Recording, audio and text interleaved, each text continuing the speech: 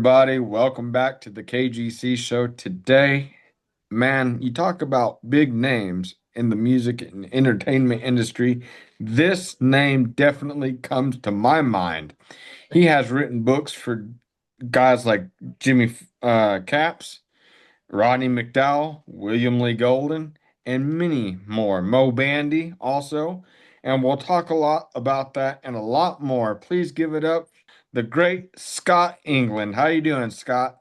Caden, thank you very much. I don't know about the great, and great to be on your show. I've looked forward to this. I know that my pal William Lee Golden's been on a couple times, and we were visiting and talking about you earlier this week. Uh, how is William doing?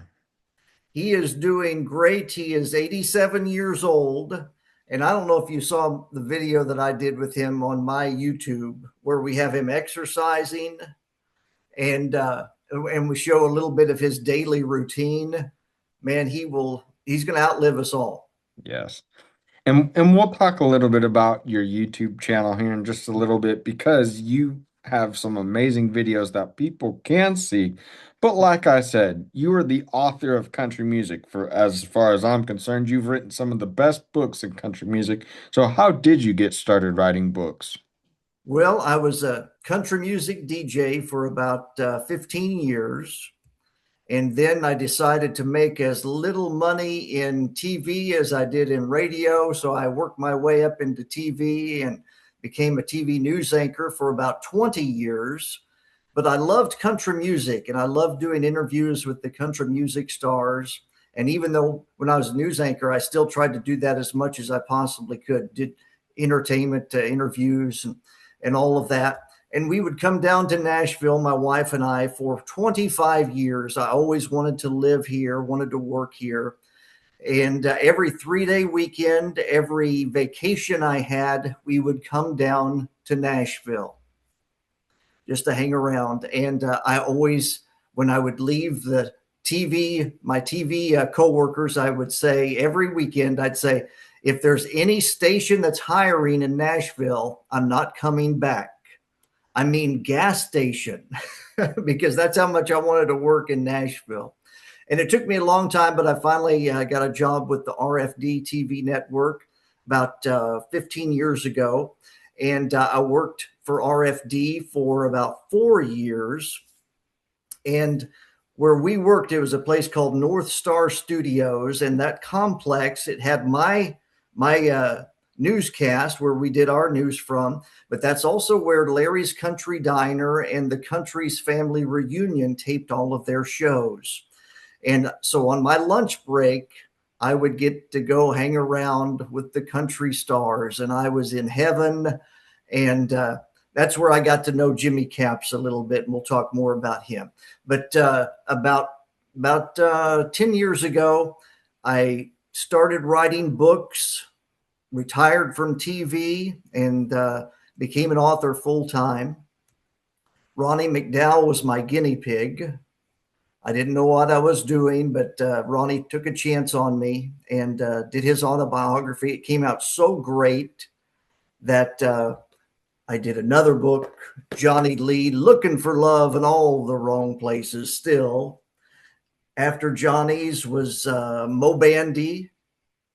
And all of these stars, when I was a country DJ from like 1983 to 90, I was playing all their music and dreaming of living in Nashville, never dreaming that I would not only get to meet them, but I'd become close friends with all of them. The Mo Bandy book, the thing that happened with that, the last thing that Barbara Bush, the First Lady, did before she passed, she wrote the foreword for my book. Wow. And it was a great gift to Mo and to me because I published the books myself, and people took notice that, man, if she would do this for this guy, he must know what he's doing. So anyway, it turned out real good. My next one was Jimmy Capps. Jimmy was my goal when I first started writing books. He was supposed to be the first one, but he turned me down. I wrote Ronnie's, went back to Jimmy. He turned me down again, said nobody would be interested, nobody'd buy it. And I wrote Moe's, went back to Jimmy with Moe. Moe said, Jimmy, you really need to do it. And Jimmy and Moe talked him into it. That was my fourth one. I call it my masterpiece until my William Lee Golden is my second one. Then Lulu Roman from Hee Haw. Love Lulu. Misty Rowe from Hee Haw. Larry Black from Larry's Country Diner. William Lee Golden, Behind the Beard. Best friend of Jimmy Capps, Pete Wade, another guitar legend. Let's see who else is there. The Little Giant of Gospel Music, Jamie Coulter. And then I did a couple just in my free time that weren't country music related. I did one called, this one guy is one of my best friends. He in the 1960s, I think 1960, he stole a sandwich that Richard Nixon had taken a bite out of, and he still has it today. It's called The Sandwich That Changed My Life. Steve Jennings. I wrote my first children's book. I published it. One of my best friends in life, my classmate, she wrote it, and I'm as proud of this as any that I've written. And then the new one just came out a few weeks ago, William Lee Golden, his coffee table photography book, Golden Memories. So that's how I spend my free time now. Wow. And you mentioned some of the best names in music that you've written for. What was it like getting to write Jimmy Capps's book? Jimmy became my best friend in Nashville, maybe in life. And now William Lee is. Jimmy, I lived just down the road from him, about 30 seconds. And like I said, he was totally against it, of writing his life story. He didn't think anybody would buy it. And I knew they would. And that book, the last year of his life, all he did was tell me his story. And the last year of his life, I gave him, I think, about 150,000 bucks. That's how many books we sold. Yeah. He ended up, the last year, he found out how popular he really was. And it turned out real good. We ended up making a great documentary about the book, and it turned out great. And that was right before Jimmy passed. We got to show that to him and had a big party, and worked out really great. He was the greatest guy in the world. Yeah. And with so many, when you write books, how long do you have to sit with an idea before you approach an artist like Well, Jimmy or Ronnie? well, like I said, and the way it was, if you would have told me 20 years ago, just 20, that I was going to write a book, I would have never believed you. It was never on my radar. I would have paid attention in English class in school, typing class, but I didn't. But I was watching Larry's Country Diner on my lunch hour when I was a news anchor. And I was watching Jimmy Capps from afar. And I started looking into his history, and I thought, man, somebody has surely written this guy's life, as a biography. And I looked into it, and nobody had. And I thought, man, this guy's important, because he had played on everything. And so I started researching, and I actually started writing the first draft of this book. I'd done a lot of work before I went to him and asked him, and he turned me down. And I thought, wow, that's a bummer. And I was kind of in the mood to write a book then. And I thought, who else do I know? And I knew Jimmy Fortune. And so I went to Jimmy's house, and he said, if you would have came to me a week ago, I would have jumped at it, but I just signed with a guy to write one. And Jimmy just released his just a couple months ago. It took him almost 10 years to write that book. And it's great, but I would have gone broke because I don't get paid until we sell the books. You know what I mean? and there's no way I could have taken 10 years to write one. But so after Jimmy, then I thought, who else do I know in Nashville? I was kind of new, and I knew Ronnie McDowell, and I approached Ronnie, and he said, yeah, and it turned out great. And that came out about 10 years ago, and Ronnie's still one of my dearest friends. Yeah. An incredible singer, an incredible like Yes, live performer. he's a great live performer, really great. He's an entertainer. Yeah. I have so much respect for Ronnie because he's like the sound of my childhood. That's all my parents played was Ronnie McDowell. So, He's Ronnie, great. if you ever do see this, would love to have you on the show. But you are a fantastic TV host as well. I know you kind of touched on it. You got started on RFD TV and everything like that. But how much did you learn from TV when you were in television? Oh boy, that's a tough one. I always prided myself on the interviews that I did. And I always liked, no matter who it was, if it was just a regular person or a star, I liked to ask questions they hadn't been asked before. And especially when you're interviewing the country stars and the movie stars, when you surprise them with a couple of questions that they haven't heard, it kind of gets on their good side because some of them just zone out whenever they get asked the same stuff by a million different people. And so I always prided myself on that. And I got better over the last, 40 years. I sure hope so. And when I do my books, it sounds crazy, but this is the way it was. Now, when COVID came, it changed everything. I wrote Misty Rowe's book. I wrote her entire book, and we didn't meet in person. We did it all via Zoom just because COVID came and I hadn't even heard of Zoom until COVID, and I'd heard of it, but I was against it. Like I wouldn't do one like this if you'd have called me 6 or 7 years ago. But now, man, it changed everything. But when I did Mo Bandy's book, Johnny Lee's and Mo's, they both live in Branson, Missouri, long way from Nashville, long way. Well, I went to Johnny Lee's, and I don't want to go back and forth every week to Branson. So I said, we're going to try to do as much interviewing as we can over this weekend. And so the first day, I had a big notebook of questions. And I think that first day I interviewed him, I think it was for 17 hours. Wow. And he was worn out, and I was worn out. And he went to bed, and I went to my room and started coming up with more questions for the next day and came back and we did another 7 or 8 hours.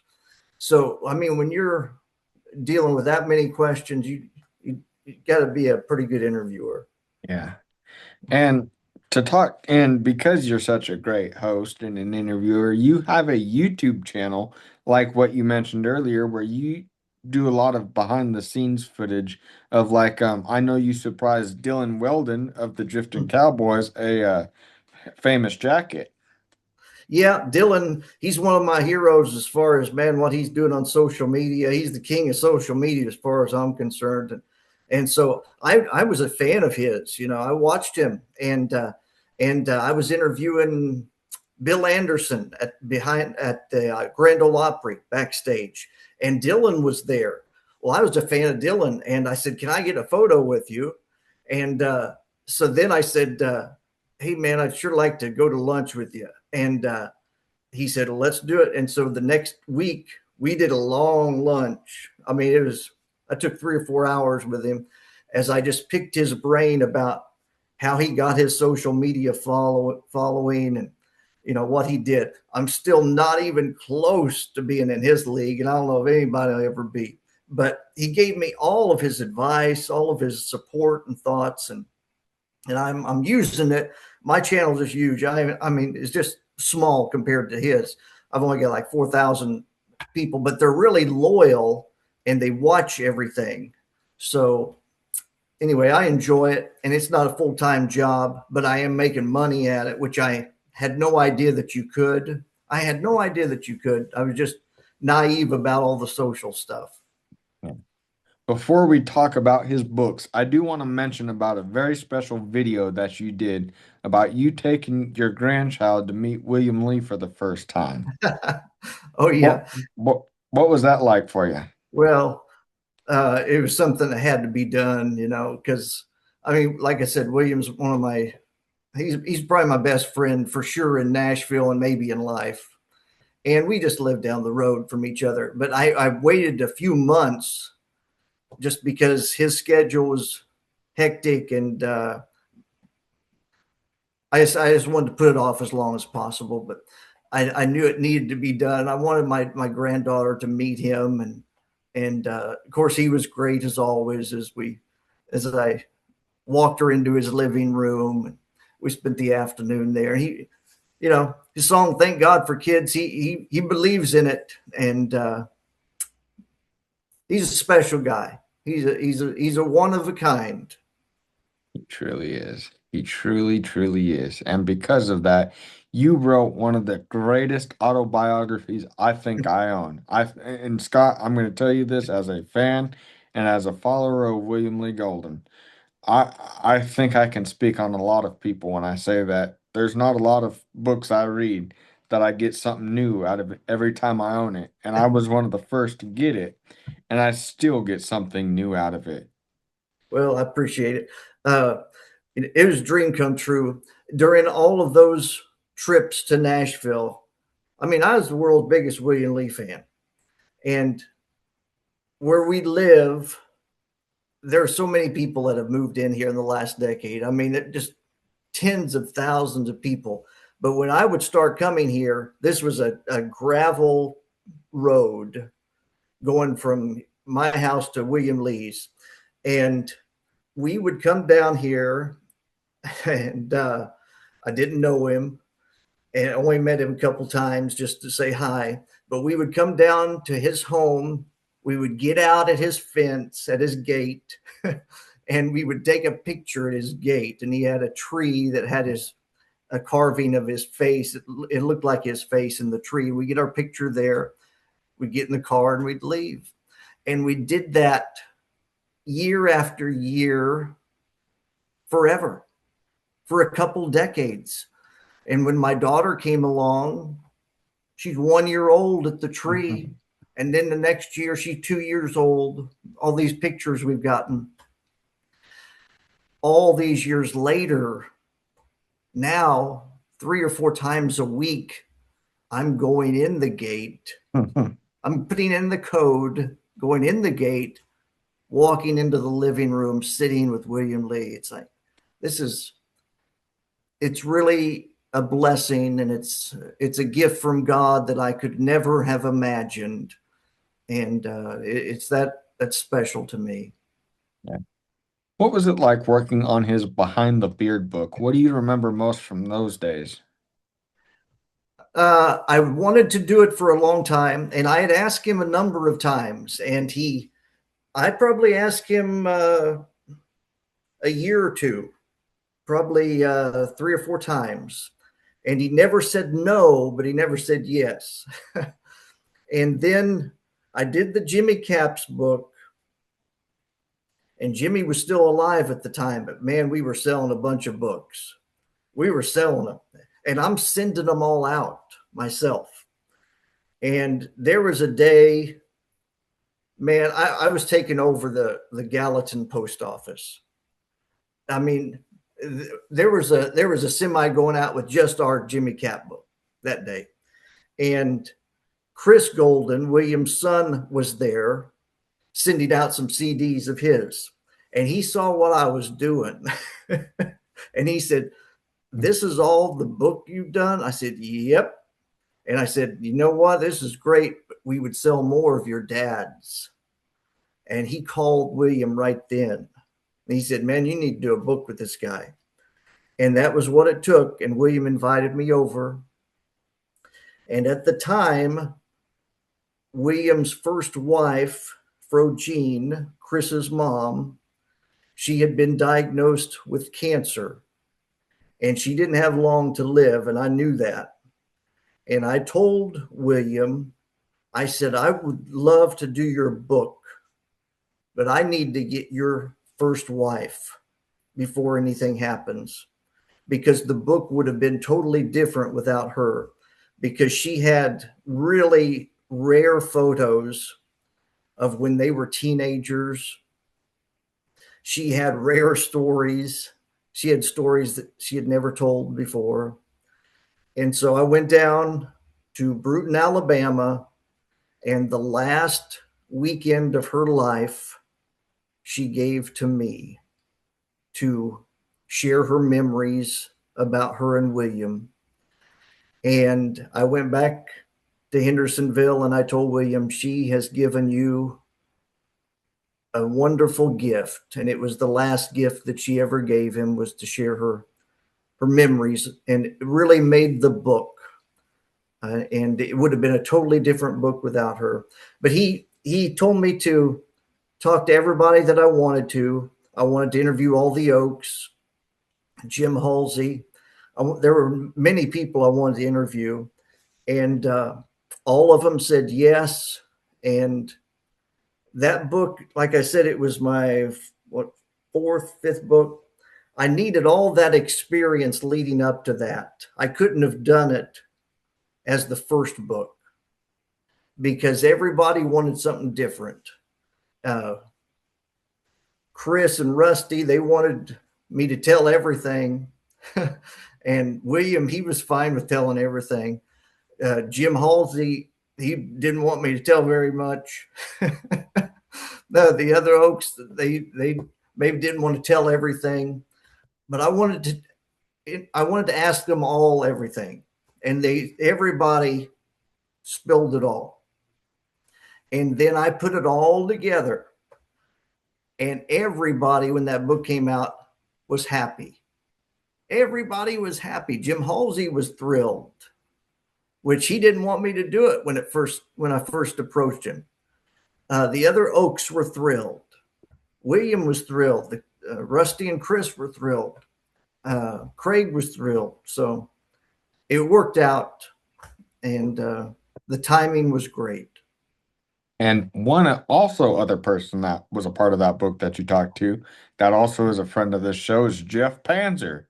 Man, Jeff, if everybody had a friend like William has in Jeff and vice versa, man, we'd all be great. The world be, I mean, they are such close friends. And they have been for decades. And Jeff was a big part of it. I had to interview him because he knew things about William nobody else knew. And just, I was always there. I mean, they'd call each other every day, and I would be there every day. And it's like, wow, these two guys are so close. And it was great to see. My favorite chapter in this book is, and it's been a while since I've read it, but A Tale of Two Friends. And if you haven't read the book, you have to get it. But the Tale of Two Friends, it shows the person that William Lee is, Yeah. off stage. Yeah. And the caring person, and just the one of a kind person that would do something that nobody else in the world would do. Mm, yeah. William Lee, we love you here at the show. I think the world of you, and thank you for your music as well.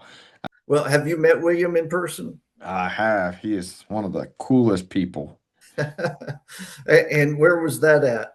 Spokane, Washington, this past year when they came up on their tour. Great. Well, he's the coolest guy in the room, no matter who's in the room.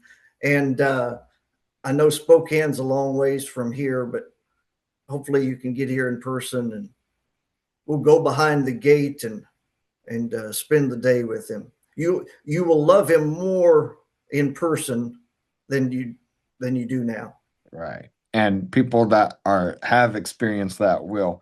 Are there any stories that William Lee told you that stuck out to you while you were writing that book? Oh man. I don't know. The way all my books go, I spend about 6 months with each artist. And I would go to his was a lot easier than Mo and Johnny and Branson, is I'm just down the road from William. So I would go there 2 or 3 times a day, 2 or 3 times a week, and we would spend 2 or 3 hours a day. And we would do that for 6 months. During most of that, COVID was going on and they were shut down, and I was the only one he was seeing for a while. And so I would do that for 6 months, and then I take the next 6 months and turn it all into a book.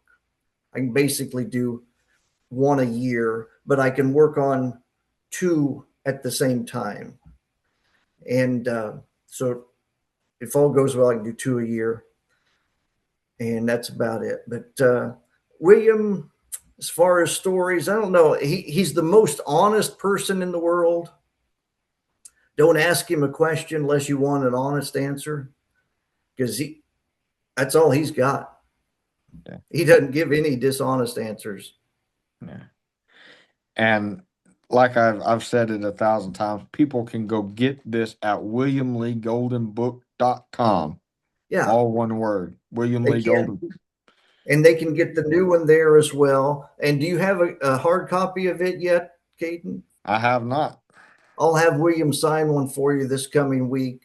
But it's great. And like I said, it's a coffee table version. And it's we limited it to 5,000 copies because I wanted it to be really special. And so after he signs each one, there's the one he signed for me. Look at that. And then we hand number them and we put a certificate of authenticity in it. But we're doing just 5,000, and that's still a lot for him to sign because he takes his time and he wants you to read every letter of his name, and he can do maybe 100 to 150 a day, in a couple hours. Wow. What was it like putting golden memories together? Well, the thing was, we've made some money on the autobiography, and it's still selling. But I just love hanging around William, and I thought I was looking for an excuse just to be there. I would go there. Last year or so, I would go there once a week to have him sign his autobiography, spend all day with him. But I wanted to spend more time, and so I thought, what else could we do? And every time I was there, he would show me a picture that he had taken. And I said, you know what? These are beautiful. I said, we could probably make a book out of your photography. And he thought about it, and he brought this big laptop to me. And he said, this is locked up. I can't get in it. But if you can, you'll probably find a few pictures. And first of all, who gives you their laptop, and says, have at it. But, and so I was able to get in it. I clicked on a photo. I was like, wow, that's a beautiful photo. Clicked on another one. Wow. Clicked on another one. And then I realized there are over 100,000 photos on that laptop. And I thought, man, this is going to take a while to click on 100,000 photos. And it did. It took a while. I thought it was going to take us a month or two. And it took almost a year to do it. And we narrowed it down to about 250 pictures out of the 100,000. Great photographer. He is. And the shots that and the ways that people capture him too, because he's not just, on some mount thing. He's on ledges and things make your hair stand up. Oh, he's on canyons and cliffs and everything else. Right. And but the response to that, to his autobiography, it was just amazing. We were thrilled with the response. But the response to this new one is just as much, if not greater. Everybody is so thrilled with it.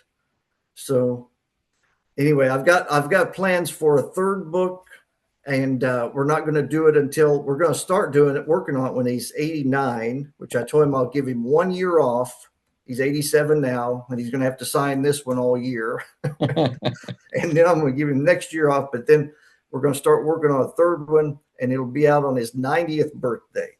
There you go. And Can't tell I'm you what pretty it's about, though. You can't.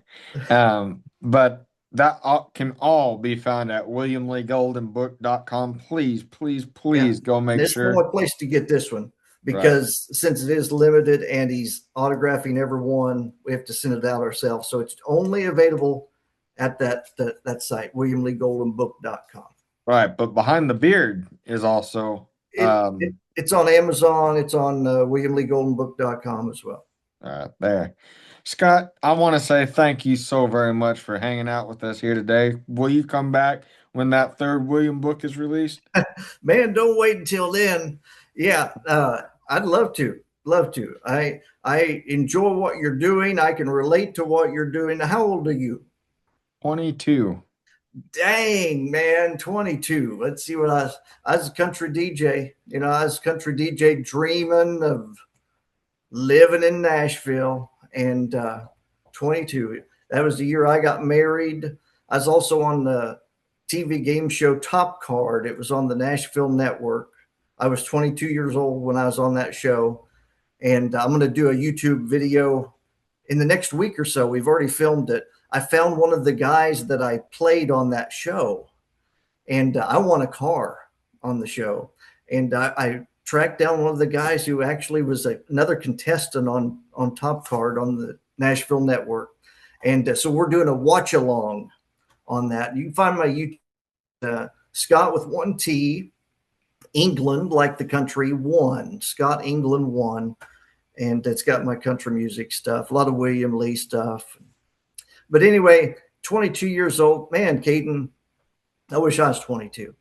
I I will be cheering you on for the great things that are to come for you because man, you're already doing this at that young age. Who knows? The future is bright for you.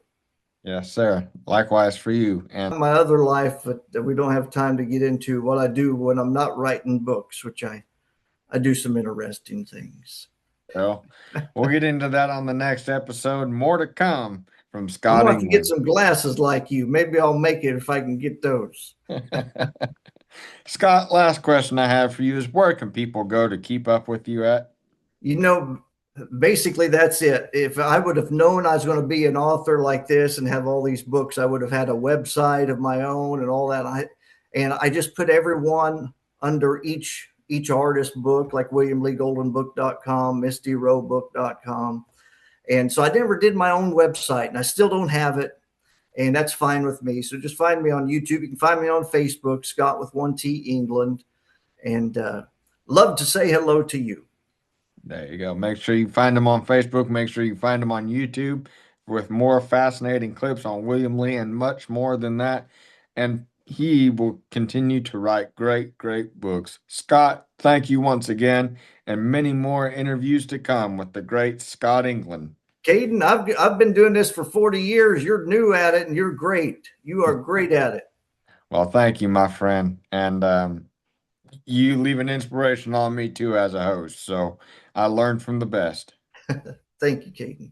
We love you guys, love one another, and we'll see you on the next one. Scott England, everybody.